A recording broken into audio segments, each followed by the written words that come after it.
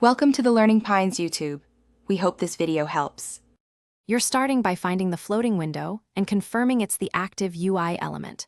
Look for a title bar, an overlay icon, or a grab handle. Those indicate where to click. Once identified, make sure the app isn't in a protected or pinned state and save any work because closing may dismiss unsaved changes. If the window is part of a detachable panel, prepare to drop it back into place. Now move your cursor to the control area to begin closure. Now perform the close action by clicking the close icon or using a swipe gesture. This is the most direct method. If the control is hidden, press ESC or the common shortcut like Ctrl+W.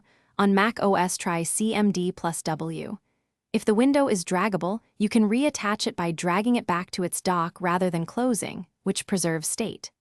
Make sure to watch for confirmation prompts. If one appears, choose whether to save or discard change. Finish by confirming the floating window has disappeared and the app UI is stable.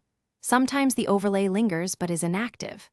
If the window won't close or the app is unresponsive, force close the app via the Task Manager or equivalent, then restart it to restore normal behavior.